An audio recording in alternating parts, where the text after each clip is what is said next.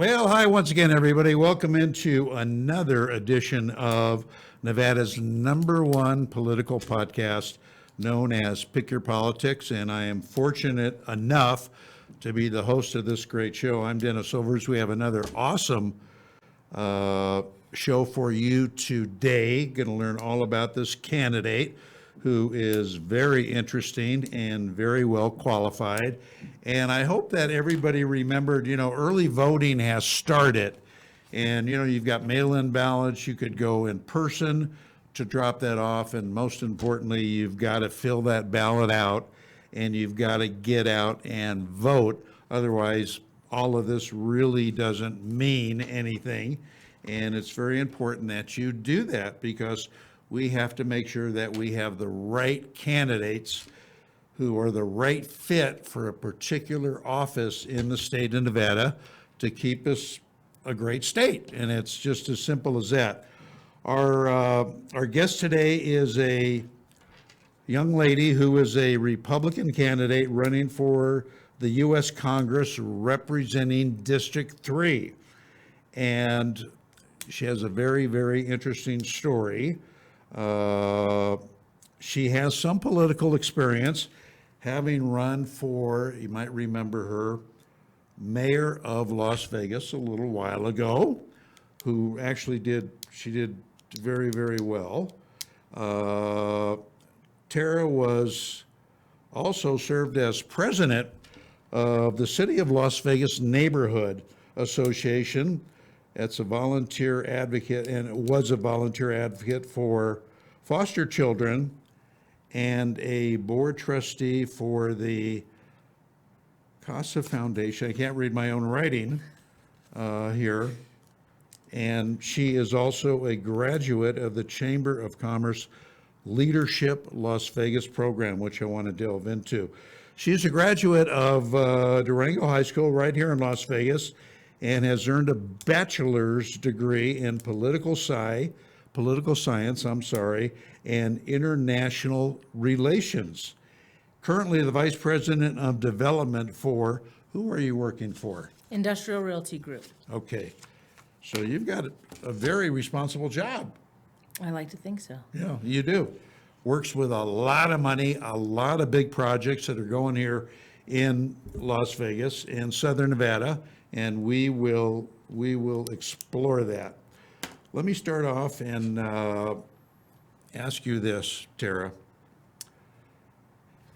How important, first of all, thanks for coming on the show. Thanks for having me. I know that you're super busy with events and you're knocking on doors and dialing for dollars because it's getting down to crunch time. How important do you think it is to really understand your constituency? And first of all, tell everybody that might not be familiar, where is District 3? What kind of people live in District 3? So District 3 is very diverse. Geographically speaking, the easiest way to describe it is west of the 15 freeway. Okay. Well, let me back up. The entirety of the district is in Clark County, here in Southern Nevada. Right. It's west of the 15 freeway. It extends as far north, just north of Lone Mountain. Gets a little jagged around there. And then it extends all the way south down to inclusive of Jean, Good Springs, Goodyear, all the way down to Laughlin, and basically to the California and Arizona borders. So it's big. It's a big district, about 900,000 people in the district. Wow, I had no idea. Yeah, and so it's representative and emblematic of Southern Nevada. It's a very diverse district. As a native of, Southern, second generation Nevadan, I should say, I'm proud of the diversity of our district. That's a lot of doors to knock on. It is. It is a lot of doors. I don't know that I'll cover all of them, but happy. I will talk to anybody that will have me so that folks know. I really do believe firmly people need to have access to people that are running to be able to ask them the questions, get a feel and an understanding of who they are. So yeah, that is no doubt. When you are out talking to these people, walking the district, knocking on doors, what are they telling you are their main concerns? Cost of living unequivocally. It's no secret that, cost of living has exceeded and outpaced our, median income here in Southern Nevada. So that's one. That's a habitability issue. Home ownership is a huge issue, and the fact that not just young people, but middle-class people are having to wait longer and longer. The average first-time home buyer now is almost 40 years old. And so, and that's a generational wealth creating issue. And so it's a number one reason why I chose to run. The other is water. And these are all items that are specific to Nevada. Of course, there's all the federal issues, including foreign policy, the war in Iran. What are the implications of that for us from a safety and security perspective in a global landscape? So there's a lot, but the things that hit home and affect us every day are the issues that I really want to champion for Nevada. Public safety come into that? Of course.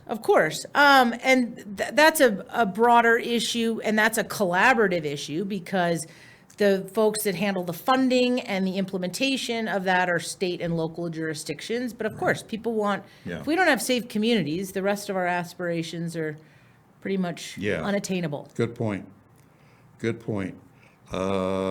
Tera Anderson is our special guest here on Pick Your Politics, running for the U.S. Congress in District 3, which is a large, I had no idea it was that large. It's a really big district. Wow. So I hope you got a lot of volunteers that are helping you knock on I'm doors. so grateful for the enthusiasm and the folks that have stepped forward to volunteer and support the endeavor. It's been really, really exciting. Quite an undertaking. You know, when people run for, how did you get, I'm curious, ran for mayor, did you have any aspirations before that to get into political races, to get into politics? No. For a living, I negotiate with the government on behalf of business and industry, federal, state, local government. And so I'm on the front lines of policy and how it affects our quality of life and the nimbleness of business and industry to innovate and impact our communities. But no, I didn't have aspirations to run. I jumped in to run for mayor of Las Vegas because the city of Las Vegas was going bankrupt and nobody was talking about it. And so I kind of felt like that dorky citizen outside with my face pressed against the glass, banging, and nobody was listening. So I jumped in. I knew nothing about running for office. I just am kind of a put up or shut up kind of a gal. So I jumped in, obviously didn't win. Shelley Berkeley mopped the floor with me. But it was a huge learning experience. And the thing that came from it was there were a lot of people who encouraged me to stick around and considering running again because they really felt I understood the mechanics of government and the issues facing Nevada. I had never thought about running for federal government. But this particular office and the issues facing Nevada and the role of the federal government for Nevada is very unique. And I feel like I have timely and relevant skills to champion the issues that are affecting Nevada. No, that's good. That brings me to my next question. As a national candidate, do you focus more on national issues or more local issues? I think when there's you a get to Washington? Well, there's a balancing act, but at the end of the day, ultimately, you are Nevada's representative at the federal government level. Right. You have jurisdictional authority over federal issues, but I think you always have to look at things acutely through the lens of what is important and meaningful for Nevada and what are the issues that uniquely affect Nevada. But what levers can you pull at the federal government level to create meaningful impact? And so there's an ongoing water discussion that the federal government has inserted itself in. This is a real-time issue that warrants urgency. The BLM lands bill that we've been fighting over for the better part of a decade unsuccessfully, this office will help champion those negotiations. I negotiate with the BLM for a living. And so I think when people run for office, you have to ask yourself, what are you bringing to the conversation strategically, and are you timely and relevant to pursue the most important issues? Yeah, exactly. It's interesting. I have people tell me they'll meet a candidate or whatever. They say, "Oh, he's so nice, she's so lovely, this and that." Can he or she go negative if they have to? They're doing that in my race. I am not. I am running a 100% merit-based campaign. You are. And I think we're starved for it. I'm hopeful that this chapter of us screaming at each other politically, we're realizing that that's not working. Now, that doesn't mean I'm not tough enough to navigate this environment and that I don't suffer fools. But my goal is that this campaign, which I'm very proud of, I'm proud of my team, I'm thankful for the people who've engaged. We are talking about the substance of the issues, how very specific policy prescriptions will deliver tactile, measurable results.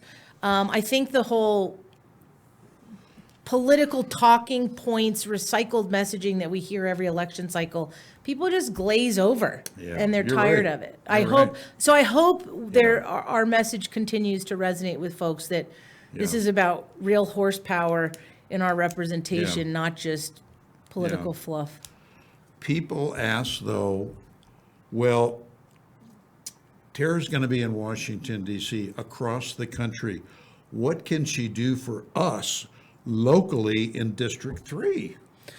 Well, you're going to have to come home. I mean, you can't spend all your time in Washington. No, you can't. But it's about, nobody in this race knows and loves Nevada more than I do. There's a lot of folks who like to move to Nevada and then decide they want to represent us and run for office. My command of the issues outpaces everyone in this race. That's one thing I think should instill confidence in voters.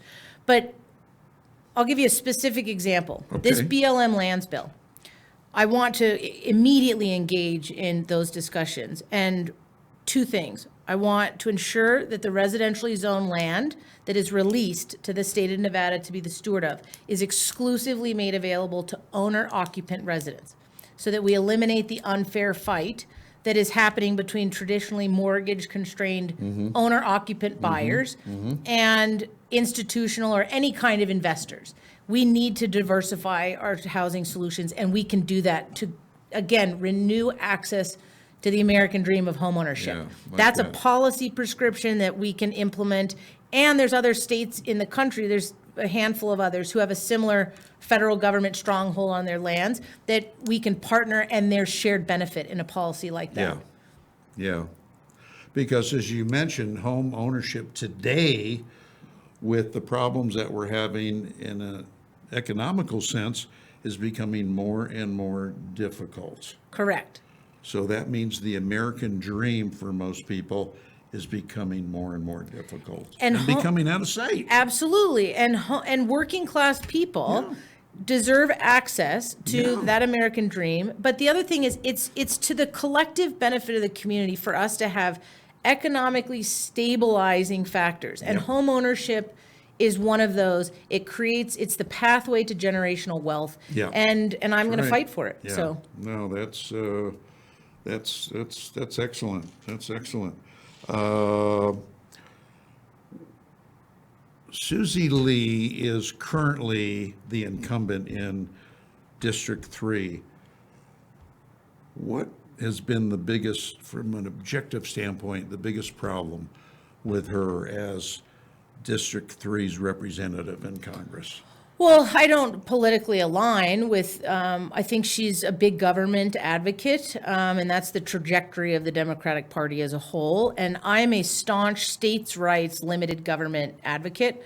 I also think, she's had 8 years to champion some of the issues facing Nevada, and we haven't been successful. I mean, case in point, the lands bill, or the fact that we have an ongoing water infrastructure issue that truly will affect our habitability. I cannot overstate the urgency of this.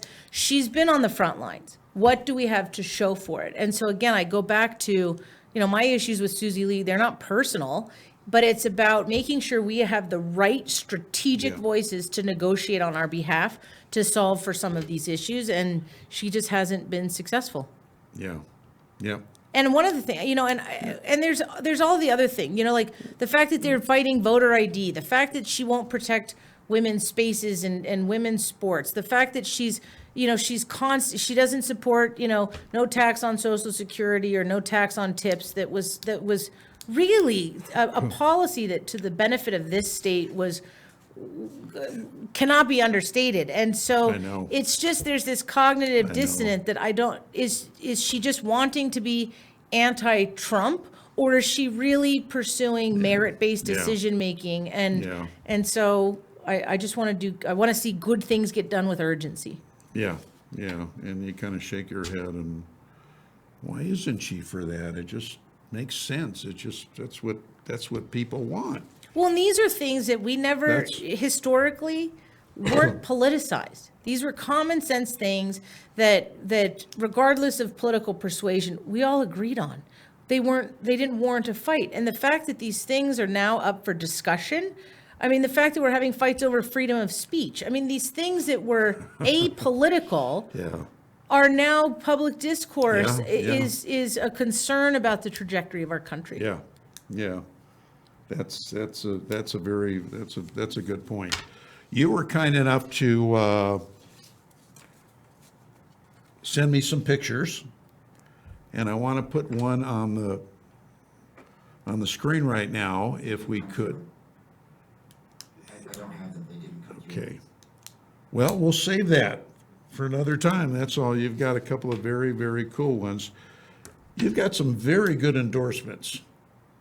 I do. I am very proud. Those were hard-earned endorsements. That's what you were telling me. Yes, yes. A lot of times, You were like a world beater to get those. yeah, no, it is. You've got, politics is not easy, and No. especially I don't come from a political legacy family, so you really got to kick the door in and earn an audience. And I'm very proud of the fact that folks like former Governor Bob List, businessman Rick Harrison, even former County Commissioner Bruce Woodbury, these are folks who've been deeply entrenched in our Yeah. state for a very long Long time. time. They care deeply about our future. And they didn't know, it's not like they knew me since I was little. I literally had to kick the door and, insist on an audience to make my case and shoot my shot.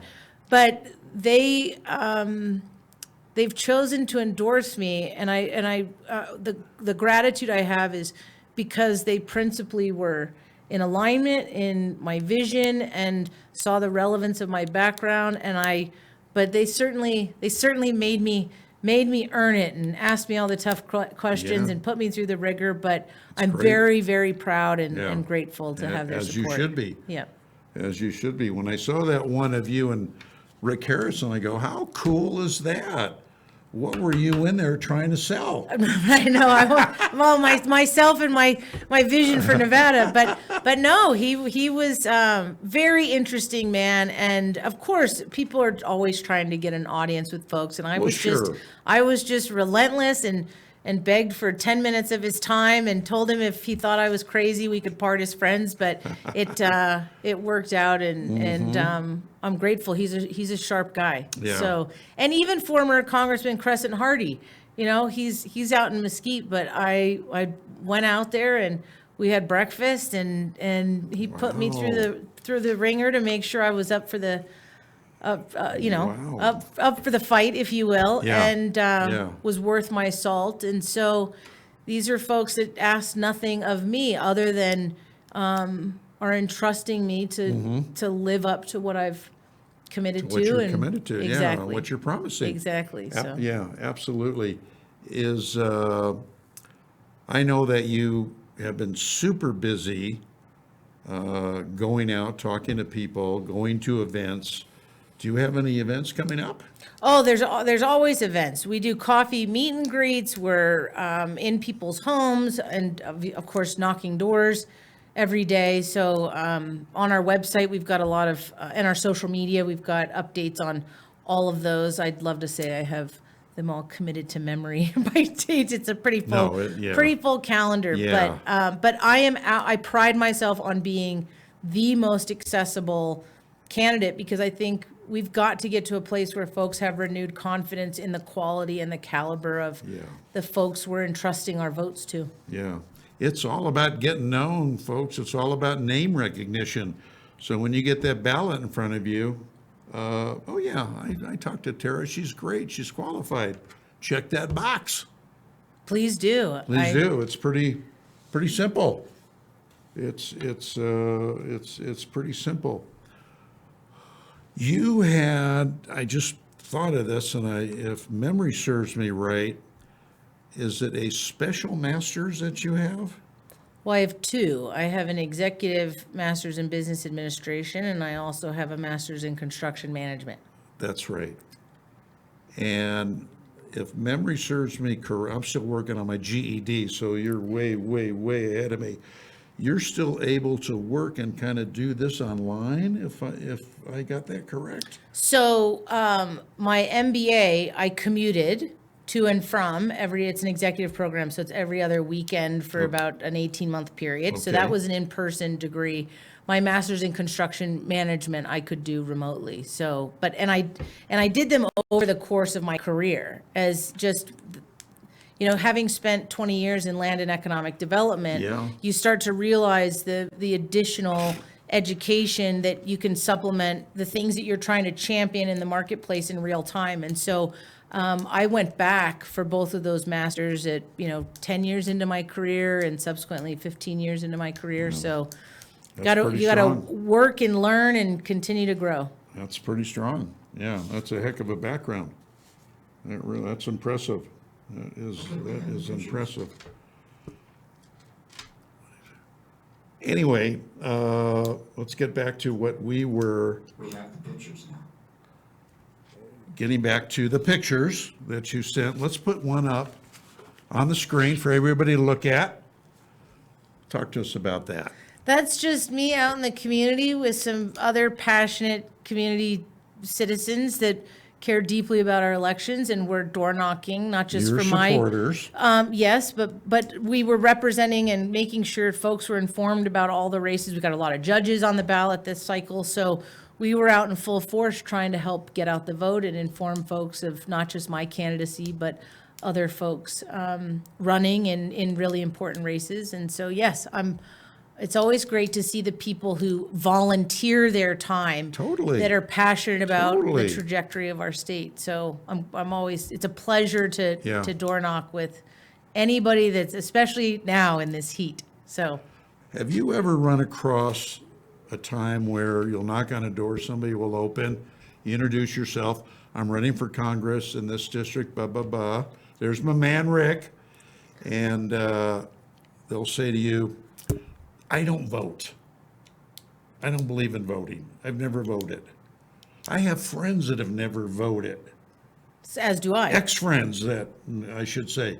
Have you ever run across that? Not so much door knocking, because you Wow. try to be really efficient in knocking on doors of people who vote. That's a whole other conversation. But I'll give you an example. That question, I had the opportunity to speak to the UNLV Young Republicans Club, and they asked, why should we vote?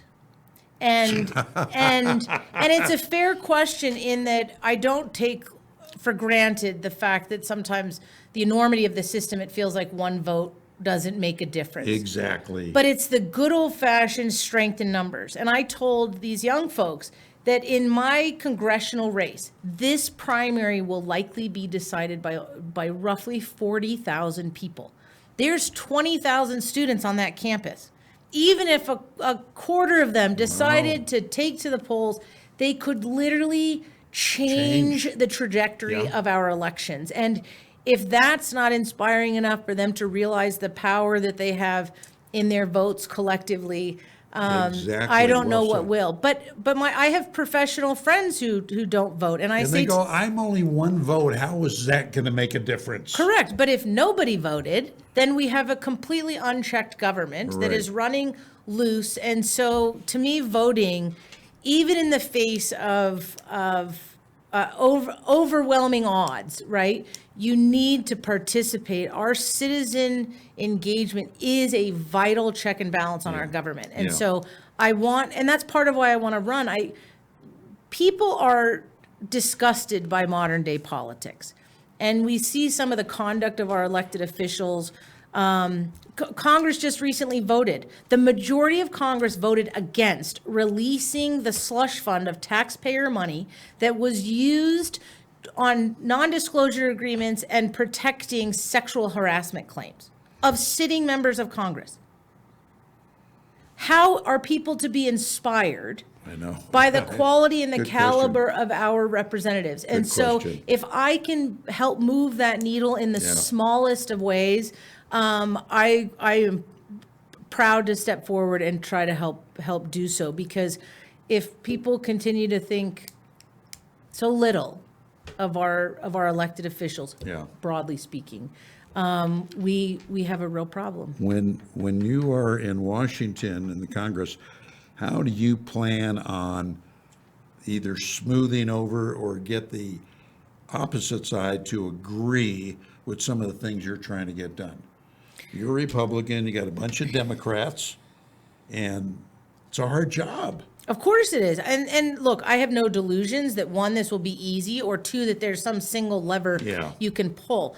But I think first and foremost, you have to actually have a command of the issues, because if you're going to be the architect of a solution, that you're going to be You're able to right. be persuasive You're 100%. to its collective benefits with your peers in Congress. 100%. You have to start there. Yeah. So if for folks that run for office and are wildly out of their depth about what's even going on or the root cause of some of the problems that we're facing, they're not going to help lead to relevant policy Yeah. that's going to be to our benefit. So starting there, and then being able to corral those folks of shared benefit from policies that I think they can go back to their own respective states Yeah. and show a victory Yeah. for their own constituents. And that's how you get there, is on the merits of your ideas, but you got to also have your elbows out. Oh, yeah. I'm well aware of that. Oh, yeah, yeah. How often would you plan on coming back to the district to talk to your constituents? As from- absolutely often as possible. Okay, I think you have to be here as often as physically possible. I intend to host regular town halls. Make sure you have your finger on the pulse of real-time issues. Yeah. Again, there's no question. I don't dodge questions. I don't evade people. I think people, the more you can be in front of them and earn their confidence that you're not just full of political fluff. I intend to earn it every day while doing the job, not just, earning their votes Yeah. through a campaign. Yeah. So, I like that, full of political fluff. I like that. I like that. I think we have one more picture, if I'm not mistaken, and I have been mistaken on that. Yeah, we do. All right, who are you there? there's Governor Bob List, former Governor Bob List, Joe Brown, who's Joe been Brown. a staple in Nevada Oh, yeah, long Republican time. politics for a long time. He's a good egg. They all are. And then on the right is former Commissioner Bruce Woodbury. Yeah, yeah. All of which, deeply know the inner workings of this state and know Oh, the God, rigor yes. Oh, of yeah. serving in public office. So the fact that they entrusted me with their support Yeah. is not something I take lightly. Yeah, no, So- those are great endorsements. Yeah, three really, really strong people that have endorsed you. Have you tried to, debate is always good, and you'd be a great debater, because again, you know your subjects, you're well-spoken, and have you tried to contact Susie Lee for a debate? Or anybody in her campaign? No, and naturally, that's probably not a good use of everybody's time in a primary, because obviously she wants to know who's going to prevail. Well, in yeah, the true. primary, but now, interestingly enough, though, Channel 8 did reach out to the candidates in this Republican primary and invited us all to participate in a debate, and my understanding is that I was the only one that Wouldn't show up. accepted. Yep, so they didn't facilitate That's it. interesting. So, and I think it should be a requirement if you're running for office. I agree. I think you have to show your command of the issues. I Your agree. political handlers Yeah.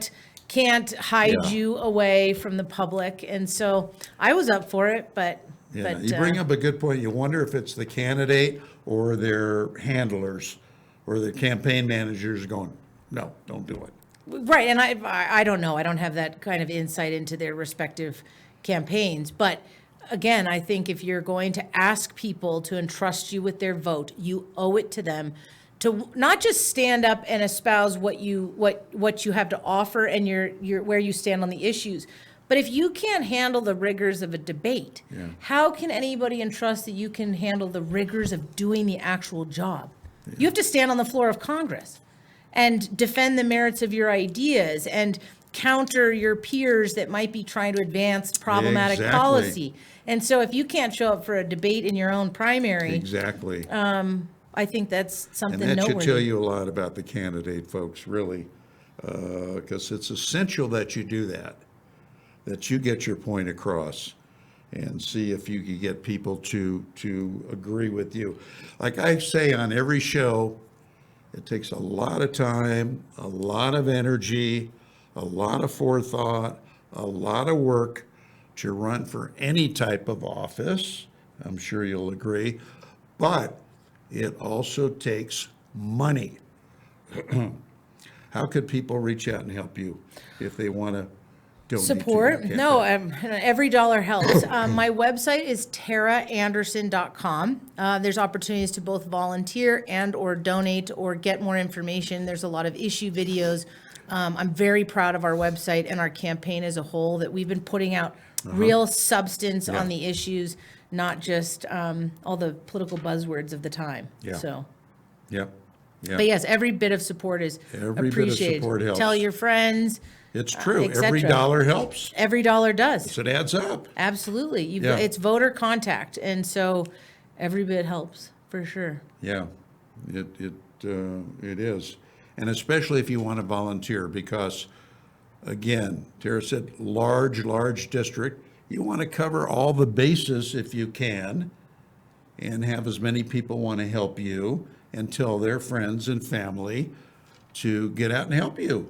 Absolutely. Well, and you want, what excites me most about people that volunteer is their passion for what we're trying to do. Mm-hmm. That, it speaks volumes that we're not, running a campaign in an echo chamber, that people see real value in Yeah. what we're trying to do, and they want to be a part of it. And I think at the end of the day, if I can inspire more people to engage in their government and engage in the process and be participatory, that is an absolutely meaningful outcome. Well, that brings me to this question to wrap it up. What is it, do you think, in your opinion, would be, a lot of people now, as you know, are down on politics. I can't stand politics.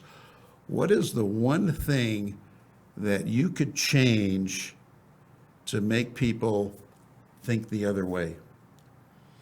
Where they don't hate politicians, they don't hate politics that much. Well, I think it starts with how we conduct ourselves and being emblematic of what you are to do. preaching, if Yeah. you will, right? And so I fully intend to be or continue to be somebody that Nevada can be proud of representing them. I'm also not participating in, look, I can have a rigorous debate about the issues, but I think the level of volatility has gone beyond defending the merits of what are good quality outcomes. And so I'm focused on the issues, and folks seem to be drawn to our campaign for that, because we are the underdog. I'm running against 3 very wealthy, self-funding candidates, and the thing that I think people have drawn to our campaign is that it's one of substance, real, in-depth Yeah. substance, and not just, not And just that's the- where it's at. It's all about the substance. Well, and what we you can hope do. it works. We got 2 Yeah. weeks to show that that it really is moving the needle on what is traditional politics. So, so we'll see. Yeah. After the primary, it's the real deal. So again, vet these candidates, see if you agree or you don't agree in certain areas. And then you've got to get up and you've got to get out and vote, or none of this means anything. Correct. Yeah. We got to get back to having reverence for our vote. Yeah. Yeah. So, and if you want Tara knocking on your door, you got to do that. You got to do that. Again, put your email out and website, because again, any amount of money helps these candidates. My website is teraanderson.com. My email address is teraanderson4, F-O-R, congress@gmail.com. Yeah. So, yeah, people have my cell phone number. We put it out there. I'm I'm very always happy to, reachable. yes, I'm always happy to talk to people that are Yeah. passionate about our community. And even if they're concerned, like, I want to hear, good, bad, or indifferent, I welcome the opportunity to visit with folks about what matters to them. Yeah, absolutely. That's what it's all about. Thank you so much for Thank you for coming having on. me. Oh, you were Always a great. pleasure. Good to see you. Good to see you, and I appreciate it. And guess that's going to be here before you know it. So remember the name, get that ballot, make your choices, and get out and vote, folks. Anyway, that's going to wrap it up for Tara and myself for this edition of Pick Your Politics, and we will be back soon with another show. So until then, so long, everybody.